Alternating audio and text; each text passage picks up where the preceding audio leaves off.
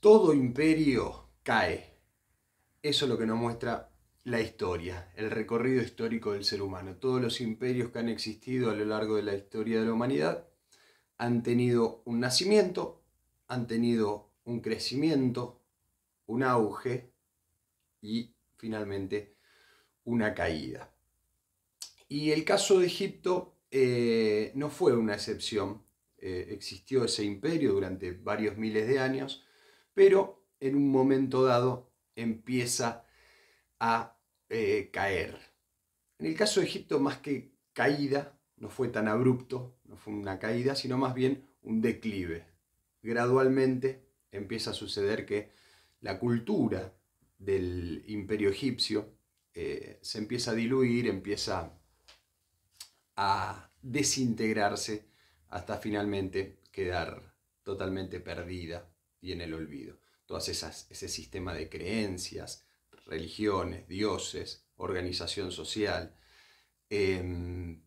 escritura con sus jeroglíficos, eh, sus concepciones de la muerte, todo eso empieza a declinar hasta finalmente desaparecer durante miles de años, ser olvidado, hasta finalmente ser recuperado hace relativamente poco toda esa información. Pero, claro, decía que se da de manera gradual ese declive. Los egipcios nunca fueron un pueblo netamente belicoso, no se caracterizaban por sus guerras y por sus batallas. Lógicamente tenían sus ejércitos, sus soldados, pero no era su característica como si lo fue de civilizaciones posteriores. Pero solían tener algunos conflictos con pueblos vecinos o países vecinos, los nubios, por ejemplo, los libios, fueron pueblos y países que se fueron enfrentando a lo largo de la historia de Egipto, de tantos miles de años de historia. Pero podemos marcar como un gran momento de este declive del imperio egipcio cuando los griegos, una civilización que se había desarrollado relativamente cerca, ahí en las inmediaciones del Mediterráneo, se había desarrollado una civilización que abordaremos más adelante, con un general que se llamó Alejandro Magno, que tuvo como característica el sí ir conquistando, ir avanzando sobre diversos territorios vecinos y no tan vecinos, lejanos también, para hacer una gran zona de influencia, algo que se denominó el helenismo, o sea, llevar la cultura griega a los lugares más diversos, desde toda la Magna Grecia, o sea, el país que hoy en día es Grecia, todos los alrededores de ese país que hoy en día es Grecia, llegando hasta Persia. Alejandro Magno conquista Persia, invade Persia, lo que hoy en día es Irán, y también uno de los países, uno de los imperios que Alejandro Magno conquista para llevar la influencia, su poder ahí, la influencia griega en definitiva, la cultura griega a ese lugar es Egipto. Entonces Alejandro Magno invade Egipto, pero resulta que va a morir muy joven Alejandro Magno, a los 30 y pico de años, 33 años. Muere en circunstancias extrañas, quizá envenenado, termina muriendo y todo ese gran imperio que había generado, ese gran imperio griego, ese gran zona de influencia helenística porque repartía la cultura griega, la cultura helena, esa cultura helenística, al morir Alejandro Magno, sus generales, quienes lo acompañaban, porque no había tenido herederos directos Alejandro Magno, entonces todo el territorio que él había conquistado se lo reparten entre varios de sus generales, entre los 4 generales más importantes, y una de esas partes es Egipto, es la conquista que había hecho Alejandro Magno de Egipto. Y se lo queda un general llamado Ptolomeo, que también era de origen griego, se queda ese territorio y pasa a ser el nuevo gobernante de Egipto. Esa figura del faraón propia que tenían los egipcios pasa a estar ocupada por un griego. Egipto mantiene cierta independencia, pero deja de tener gobernadores propios egipcios para pasar a tener un gobernante de origen griego. ¿Y qué pasaba? Se mantiene esa cosa que tenían los egipcios de el poder se hereda, pasa de padres a hijos. Pero como ahora el gobernante era de origen griego, ese poder de reinar Egipto iba a pasar al hijo de ese griego y así ese poder iba a terminar en manos de griegos o descendientes de griegos.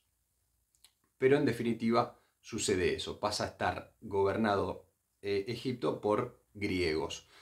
Y la cultura misma de Egipto empieza a ser contaminada, si se quiere, por la cultura griega. O sea, la forma de vida y las creencias que tenían los griegos pasan a reemplazar gradualmente las creencias y las formas de vida egipcias. Entonces todos los que vivían en Egipto empiezan a adoptar la forma de vida, las formas de vida griegas y empiezan a abandonar su propia cultura.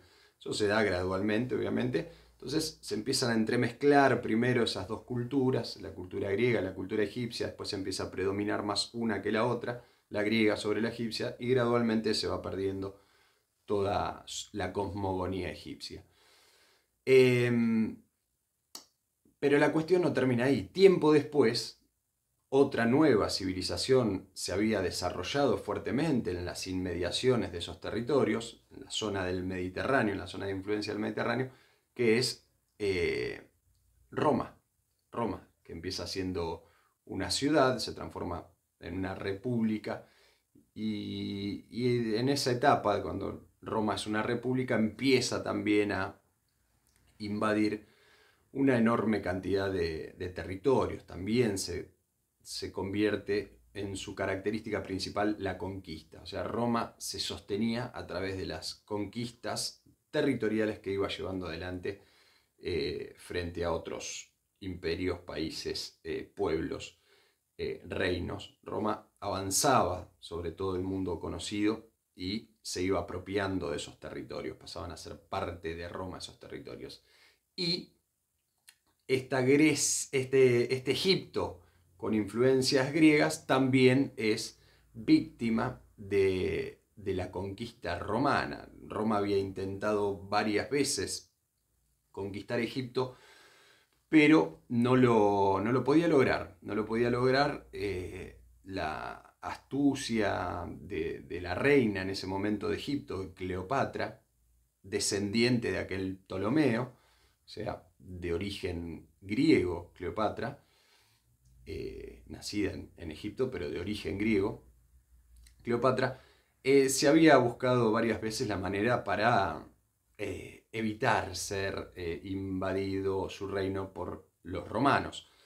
Pero finalmente un general llamado Octavio, romano, logra hacerse del territorio egipcio, logra invadir Egipto y conquistar para Roma ese territorio, lo cual era muy bueno para Roma, porque recordemos que Egipto, una de las características que tenía era su río Nilo, que le daba mucha producción de trigo, mucho alimento, muchos cultivos tenía la posibilidad de tener Egipto. Y eso, si pasaba a ser parte de los romanos, entonces los romanos iban a sacar todo ese alimento de Egipto y lo iban a llevar para Roma. Casi que muchos romanos iban a poder vivir sin trabajar y los egipcios todo lo que producían lo iban a tener que mandar a Roma por ser conquistados por los romanos. Entonces Octavio logra eso, lo cual es muy festejado en Roma, y eso va a hacer también que Octavio se convierta luego en el primer emperador de Roma, cambie su nombre a Augusto, porque decíamos que Roma era una república hasta ese momento. Cuando Octavio logra la conquista de Egipto, vuelve a Roma triunfal y en base a eso se impone como el primer emperador y deja de ser una república Roma y pasa a ser un imperio. Pero eso ya lo veremos también más adelante. Egipto termina siendo conquistado ya de manera definitiva y la poca resistencia cultural que le quedaba frente a la embestida griega se termina de perder definitivamente a manos de los romanos y Roma ya pasa Egipto a ser una provincia romana, una parte del imperio romano y, y pierde toda su cultura, pierde toda su forma de vida para pasar a ser, pierde toda su independencia para pasar a ser un simple productor de trigo para el beneplácito romano. Y así es como este imperio egipcio entra en un declive que va a durar miles de años. Su historia se va a perder en cuanto al conocimiento de las personas hasta que finalmente, mucho tiempo después, en el siglo XIX, en 1800, a principios de 1800, Napoleón, en una incursión a Egipto para pelear contra los ingleses, redescubre todas esas arquitecturas que habían creado los egipcios, las pirámides, la esfinge, los jeroglíficos, las tumbas. Y ahí se da un interés especial sobre la cultura egipcia, esa que se había perdido. Se empieza a tratar de descifrar los jeroglíficos para conocer toda la historia de Egipto, que finalmente se logra y por eso conocemos nosotros todo esas creencias y esa historia.